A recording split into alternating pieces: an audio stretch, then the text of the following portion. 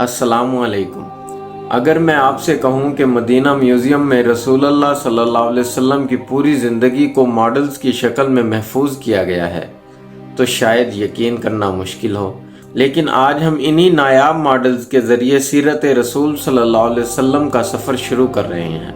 और ये पहला मॉडल हमें रसूलुल्लाह सल्लल्लाहु अलैहि वसल्लम की पैदाइश से पहले के एक अहम वाक़ये तक ले जाता है। ये कहानी शुरू होती है मक्का मुकर्रमा से, जहाँ कुरैश के सरदार हज़रत अब्दुल मुत्तलिब रहते थे। एक वक्त ऐसा था जब उनके पास सिर्फ एक ही बेटा था। उस वक्त उन्होंने अल्लाह ताला से दुआ की, ऐ अल्लाह, अगर तू मुझे 10 बेटे अता करे तो उनमें से मैं एक को तेरी राह में कुर्बान कर दूंगा। वक्त गुजरता गया और अल्लाह ताला ने उन्हें 10 बेटे अता कर दिए। अब वो वक्त आ चुका था कि वो अपनी नज़र पूरी करें। उस जमाने में फैसले कुर्रा डालकर किए जाते थे। तमाम बेटों के नाम लिखे गए और कुर्रा निकाला गया, लेकिन जो सामने नाम आया वो था हज़रत अब्दुल्ला।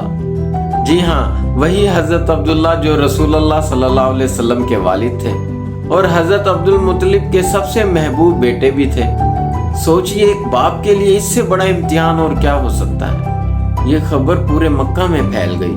कुरैश के लोग भी परेशान हो गए। उन्होंने हज़रत अब्दुल मुत्तलिब से कहा, इतना बड़ा फैसला करने से पहले किसी दाना शख्स से मशवरा ज़रूर लीजिए। चनाचा हज़रत अब्दुल मुत्तलिब, हज़रत अब्दुल्ला और कुरैश के चंद अफराद यसरब यानी आज के मदीना मुनव्वरा रवाना हुए।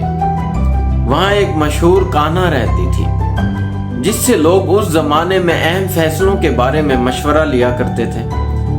उसने कहा, अब्दुल्ला और 10 ऊँटों के दरमियान कुर्रा डालो। अगर कुर्रा अब्दुल्ला के नाम आए तो ऊँटों की तादाद बढ़ाते जाओ, यहाँ तक कि कुर्रा ऊँटों के नाम निकल आए।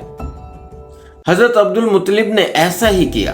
पहले 10 ऊँट, फिर 20 ऊँट, फिर 30, लेकिन हर बार कुर्रा हज़रत अब्दुल्ला के नाम ही आता रहा। आखिरकार जब ऊँटों की तादाद 100 तक पहुंची तो पहली बार कुर्रा ऊँटों के नाम निकला।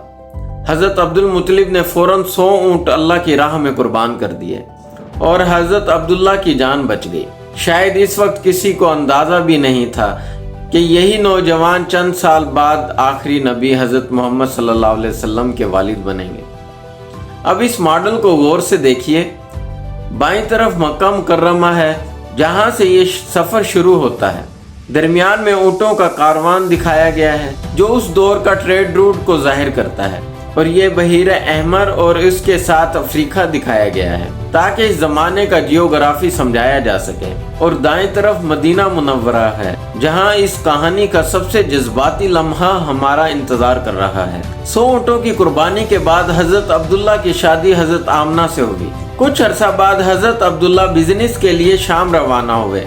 वापसी पर जब मदीना पहुंचे तो बीमार पड़ गए। उन्होंने अपने ननिहाल बनु निजार के यहाँ क़याम किया, लेकिन सेहत याब ना हो सके और यही मदीना मुनव्वरा में उनका इंतकाल हो गया। उस वक्त हज़रत आमना मक्का में थी और रसूलुल्लाह सल्लल्लाहु अलैहि वसल्लम भी इस दुनिया में अभी तशरीफ नहीं लाए थे। मदीना म्यूज़ियम का ये मॉडल सिर्फ एक सफ़र नहीं दिखाता, बल्कि हमें बताता है कि रसूलुल्लाह सल्लल्लाहु अलैहि वसल्लम की विलादत से पहले अल्लाह ताला किस तरह अपने आखिरी नबी के लिए तकदीर का रास्ता तैयार कर रहे थे। लेकिन ये तो सिर्फ आगाज था। अगले एपिसोड में हम उस मॉडल को देखेंगे जहां एक ताकतवर बादशाह, एक अजीम हाथी और आसमान से आने वाले छोटे छोटे परिंदे पूरी तारीख का रुख बदल देते हैं।